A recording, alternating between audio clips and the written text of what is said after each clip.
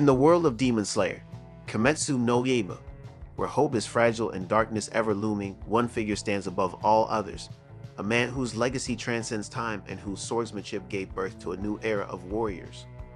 This is the story of Yoriichi Tsugikuni, the original Sunbreather, and his enduring connection to Tanjiro Kamado, the boy who inherited both his will and his power. The creation of Sunbreathing.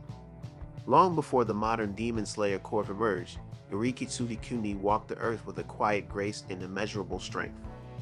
Born during the Sengoku era, Yoriichi was unlike any other.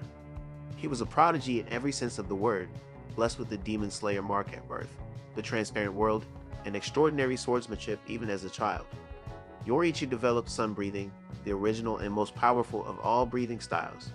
While the other breathing styles, flame, water, wind, stone, and more, would eventually come to define the Demon Slayer court, they were all derived from the foundational techniques of Sunbreathing. These styles emerged as more specialized and accessible versions for swordsmen who lacked Yoriichi's innate talent. Sunbreathing is elegant, fluid, and devastating in its execution. It mimics the solar cycle, with each form representing a different aspect of the sun's movement and intensity. But beyond its beauty lies deadly precision. Yoriichi created 13 techniques, each designed to strike with purpose and finality. When performed in succession, these 13 forms become a seamless dance of destruction, targeting Muzan Kibutsuji's 12 vital organs. Muzan, the first and most powerful demon, possesses 7 hearts and 5 brains that constantly shift throughout his body. This biological advantage makes him nearly impossible to kill. Yet Yoriichi's mastery of Sunbreathing brought him closer to ending Muzan's existence than any other Slayer ever has. In their fateful encounter, Yoriichi nearly ended it all. His speed and perception left Muzan utterly defenseless, and the Demon Lord was forced to flee, barely escaping with his life.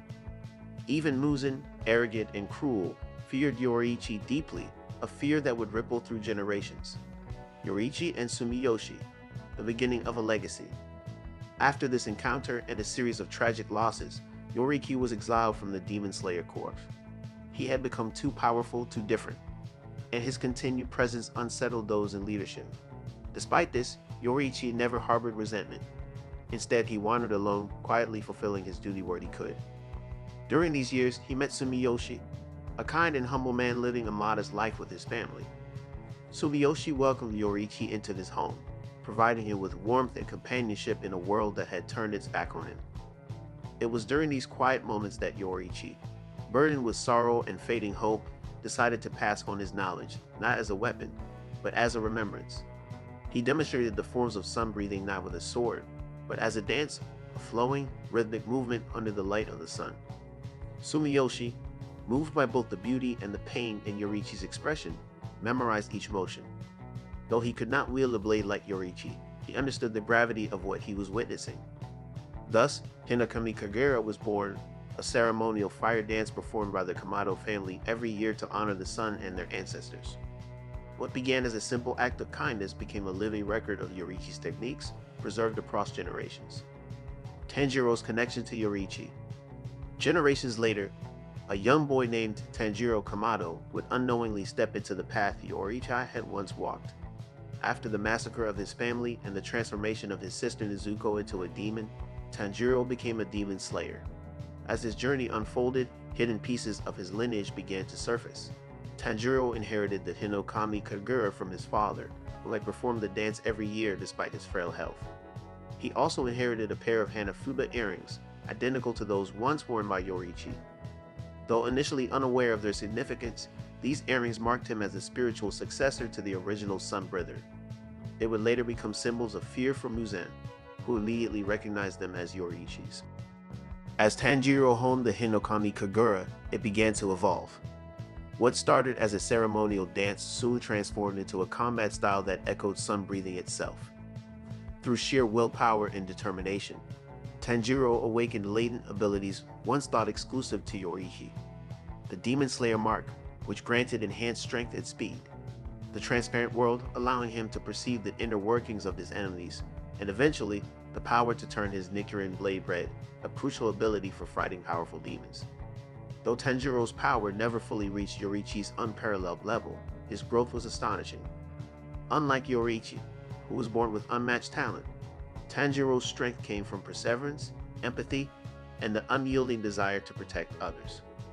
Visual similarities and lasting legacy. The connection between Tanjiro and Yoriichi runs deeper than abilities and technique. When Kopishibo, Yoriichi's brother who had fallen to the darkness and become a powerful upper-rank demon, first sees Tanjiro, he is visibly shaken. For a moment, he mistakes Tanjiro for Yoriichi. The resemblance is more than physical, it is spiritual. Tanjiro's calm resolve, quiet determination, and unwavering kindness mirror Yoriichi's essence. Both men fight not out of vengeance or hatred, but out of love for humanity. In a world filled with sorrow and cruelty, their compassion becomes their greatest strength. What sets Tanjiro apart, and perhaps makes him even more remarkable in a different way, is the emotional depth of his journey. Yoriichi lived a life of sorrow and solitude. He lost his family, was betrayed by his brother, and ultimately died with the weight of failure. Muzan escaped him and the demon threat endured. Tanjiro, however, is not alone.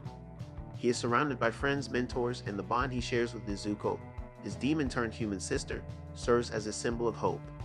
This journey becomes not just about destroying demons, but about healing, understanding, and creating a future where such tragedy no longer exists. In this way, Tanjiro may succeed where Yoriichi could not. He may not surpass him in raw strength, but he carries the torch of a greater legacy, one of balance, forgiveness, and resilience. Final thoughts. From the sun-drenched mountains where Yoriichi once trained to the snowy forests where Tanjiro's journey began, a thread of fate weaves its way through time. Yoriichi's story is one of unmatched talent and profound sorrow. He was a man burdened with the ability to save the world, yet forced to watch it slip away.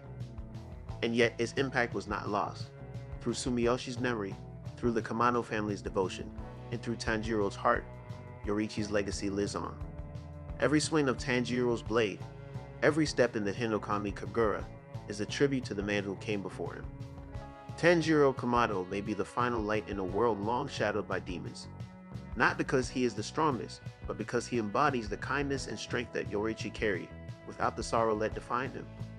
In Tanjiro lies the hope that humanity can rise from its ashes, not just to fight, but to heal. The question remains, can Tanjiro surpass Yoriichi? Perhaps not in strength, but in the outcome of his journey, in achieving peace, saving Nezuko, and ending Muzan once and for all. He might be the one to fulfill what Yoriichi could only begin. And that's the story of Yoriichi Tsugikuni and the legacy he left behind, one that now burns brightly through Tanjiro Kamado.